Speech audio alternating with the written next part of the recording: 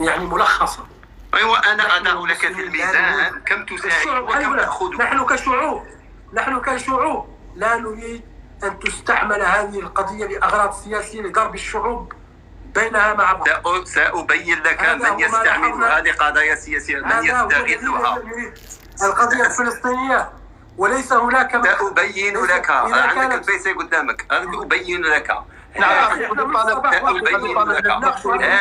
الشخص هذا يعني احنا كنسالوا على موضوع هو كيمشي للملك. حنا يمكن مشكله.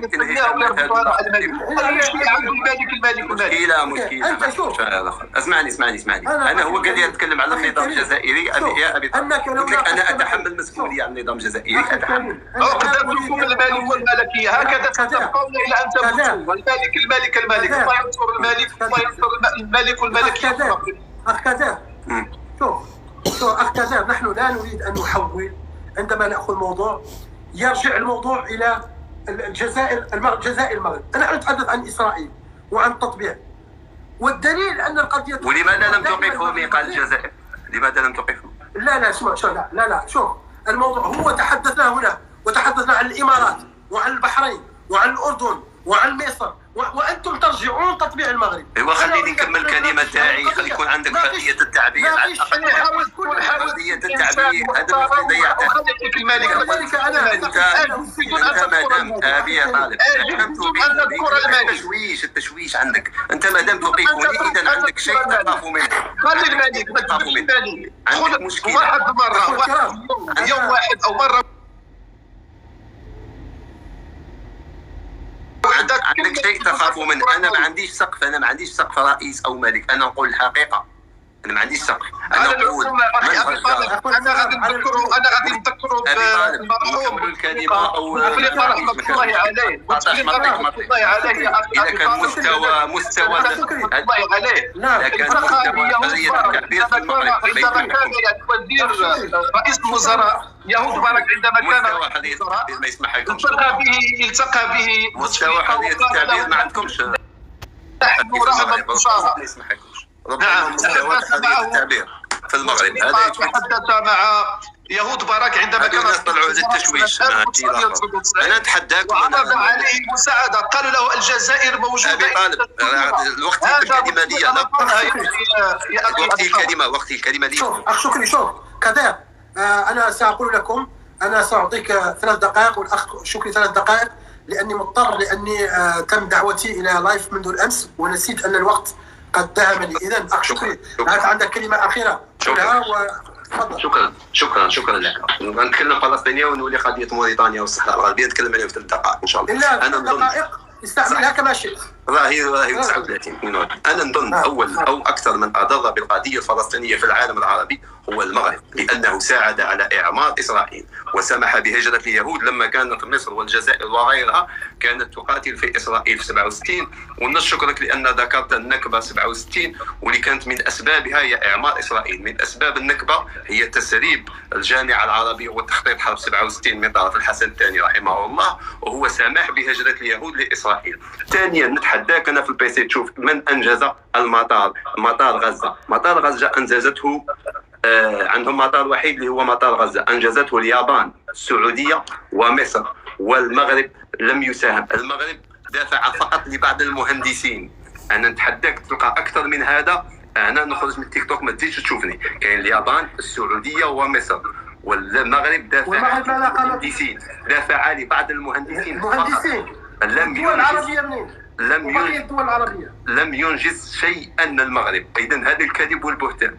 فيما يخص القضيه الموريتانيه والصحراويه والجزائريه، في الاجتماع الجزائري المغربي الموريتاني الجزائر قالت لهم ما عندناش اطماع وهذيك الصحراء للصحراويين، ولم تقل لهم تفهموا بيناتكم. اولا. ثانيا الى تقول باللي الحسن الثاني عارض الثلث على الجزائر، لهذا اخذ ثلثين واعطى الموريتانيا الثلث، لان الجزائر لم تريد اخذ الثلث. قالت لهم انا ليس حقي على الصحراويين. راك تقاطع فيا. خليني دقيقتين خليني نكملهم.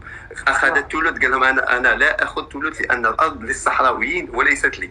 ثانيا كاين طلب مغربي، انت لو تكون عندك موريتاني شويه، المغرب طالب بالاب بتندوف كيستعملها كقاعده للهجوم على موريتانيا. ثالثا حاجه للامور اللي دوختني، كيفاش تقول لي المغرب كان يتفاهم مع موريتانيا والمغرب في 63 و 64 و 67، والمغرب من 61 حتى 69 كانت عندها وزاره اسمها وزاره الاقاليم الموريتانيه، لم يكن يعترف حتى بوجودك. المغرب كان يعتبرك بلده، كان لم يكن يعترف بك. كيفاش يتفاهم معك؟ اسمع، لا اسمع جيدا كلامي. حقيقه هذه مش حقيقه، راني نكذب. لا اقاليم كانت كاينه وزاره اقاليم الموريتانيا او لا؟ لم اقل لك، اسمع، لم اقل ابدا ان المغرب وموريتانيا نسقا قبل 1970. لا قلت في 64. لا، قلت المغرب وحده. قلت 64. اذا كان المغرب وحده اول من طلب ويعتبر الصحراء بلده، انا اعتبر ان موريتانيا اذا في نظر المغاربه موريتانيا استعمرت 30% من المغرب ولم تعتدل له. ثانيا نعطيك دليل انها استعمار. خليني نكمل، راك تقاطعني، ما قدرتش حتى تخلي لي وقت نكمله. دليل لما البوليزاريو اخرجوا موريتانيا عرضت على البوليزاريو ان تدون القضيه وتعطيها الامم المتحده، ما عرضتهاش على المغرب اولا. ثانيا سلمتها للبوليزاريو. ثالثا اعترفت بالصحراء الغربيه في المقابل. ورابعا لحد الآن لا يوجد حدود مرسمة ما بين المغرب وموريتانيا، لأن المغرب في الحقيقة ما عندهاش حدود مع موريتانيا. قول لنا إذا المغرب عنده حدود مرسمة مع موريتانيا، أنا نعترف لك بالصحراء المغربية. شكرا لكم، إلى لقاء آخر أبي طالب. شكرا لك. أعطيك معلومة أن مؤخرا لما استرد المغرب منطقة القرقرات التي بين موريتانيا والمغرب، أن الجيش المغربي أتى بالخبراء وأبشرك أن الحدود رسمت من تلك المنطقة. هل كاين فهرس في الأمم؟ نتحداك تعطيني الفهرس في الأمم المتحدة. وشوف اسمع، نتحداك تعطيني الفهرس في الأمم المتحدة. سأبعث لك صورة على الحدود ترى فيها المركز الموريتاني والمركز المغربي في نفس الخط. قلت لك الفهرس، أنا أؤكد الفهرس في الأمم المتحدة يوجد فهرس.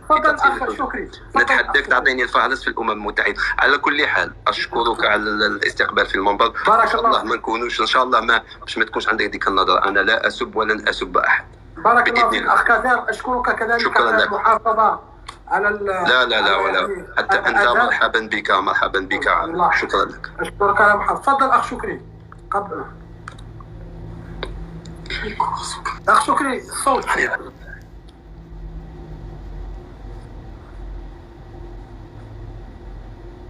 شكرا. يعني صراحة أضحك كثيرا عندما أسمع أن الجزائر شاركت في سنة 1967 في الحرب على إسرائيل، ونحن نعلم أن بوخروبة طلب الإذن من فرنسا. يعني هل ستسمع